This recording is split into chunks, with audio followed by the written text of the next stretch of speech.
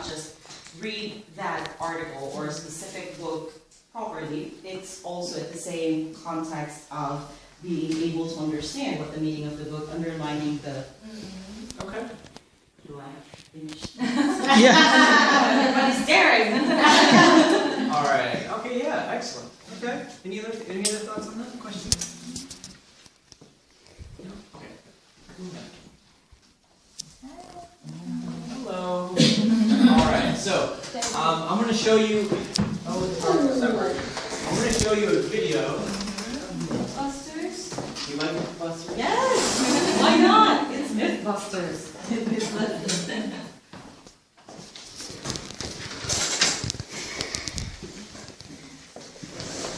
Sorry, I was having some trouble with the command. Okay.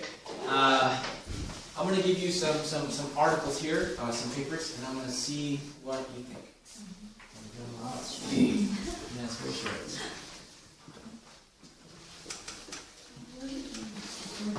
Okay, so try, this is kind of fun. Try to read that out. Oh my god, really?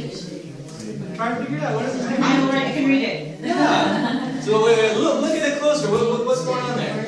The first letter and the last letter are exactly at the beginning and at the end, so that you can actually understand the word that you're looking at, regardless if it's a mismatched position. Okay.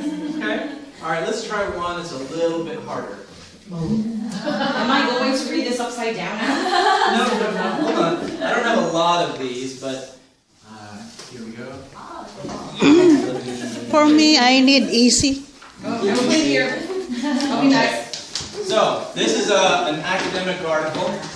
I'm sorry I don't have that many, so they'll share it together. A few things I want you to look at. What's the main idea? What's the purpose?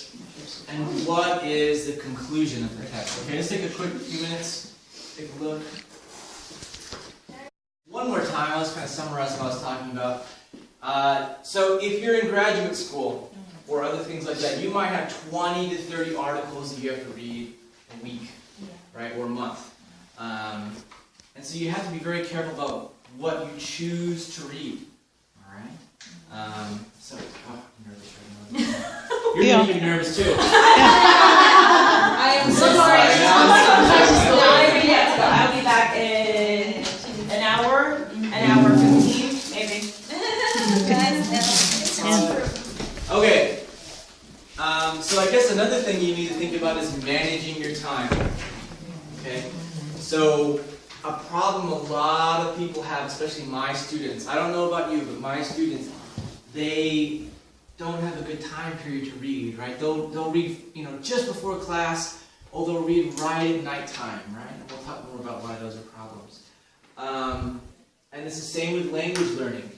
Studying for short blocks of time often is better than one big block of time reading. Okay? So, moving on. Sorry. Alright. So, we're going to be talking about how you read or where you read. So if everyone could look around the room, we've got several pictures, 1, 2, 3, 4, 5. If you guys could stand up and stand next to the picture that shows how you read. So if you're reading in graduate school, bed. Oh, time flight, jet lag. So, you're reading in the bed, right? Yeah. Okay, look at that. Why is that bad? Why is that good? What do you think? Because it's... okay. She will answer. I like to sleep. I can't sleep right after finishing the books. Okay. But is that good or what's bad about reading in the bed? I may not concentrate on the reading books because I feel time to sleep at once, right? Okay, alright. And how about this group? Where are you? In the library. Okay. And also in our house there is books also in the room. Yeah. Okay. What's good and bad about that? It's very quiet and I can concentrate. Okay. What's bad about that? Boring. Boring. Okay. Okay, we got that one. What's going on in that picture? I think they are reading everywhere. Like It's like a student. yeah, student couch. Okay. So I think the bad about that is like there's a distraction. Like there's a people. What's good about that is you like I can see them like comfortably sitting. So me too at home. I also do that. While I'm watching TV, I'm reading. Okay. All right. So, that's a skill. I think all you guys are over That's a there. skill. And we got this picture right here. What's going on there? Doing the things sometimes. Morning. Hello. Actually, I'm doing like this one in front of the computer. I read a lot gospel and Okay, the news. what's good or bad about that?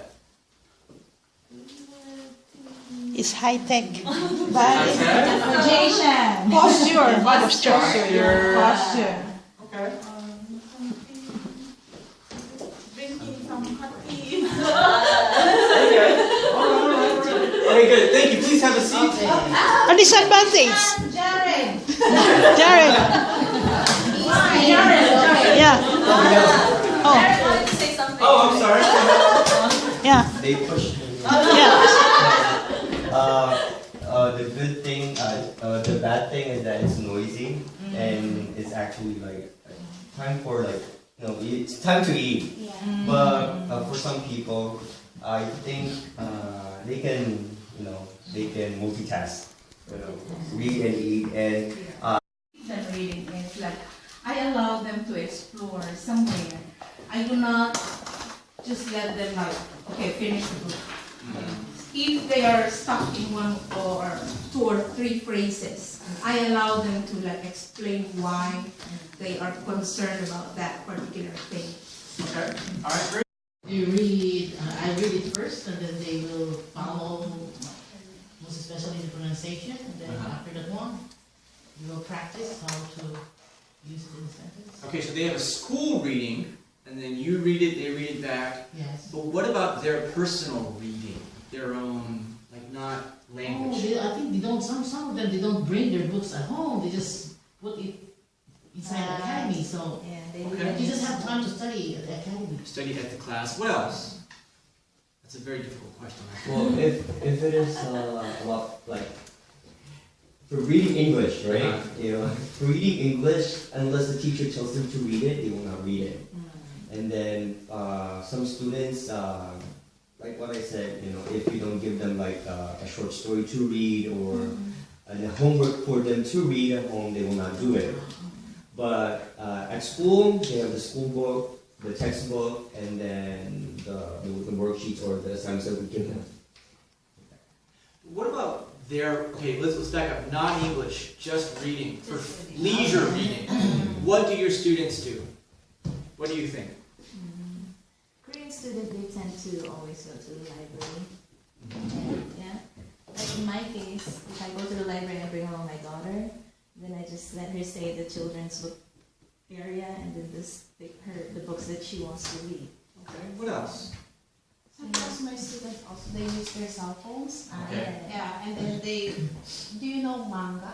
Yeah. Manga. Like Korean. And It's then like like comic comic. Yeah, it's the same in English, man. Okay. What else?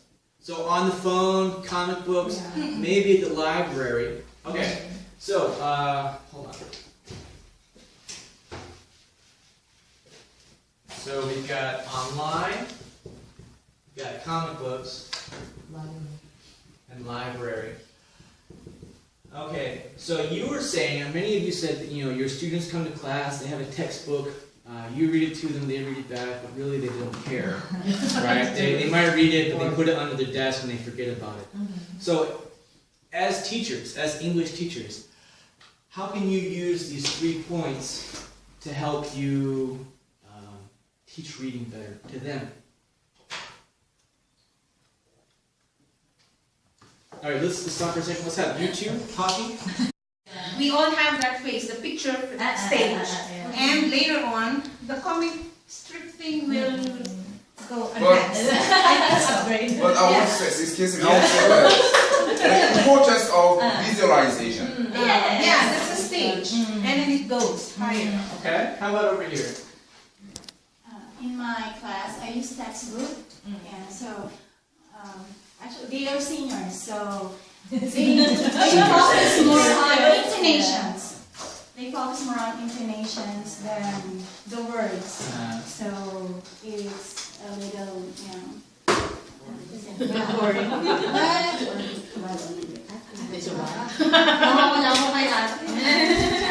No killing very fast. You have someone's. Well, now I'm even Yeah. more nervous.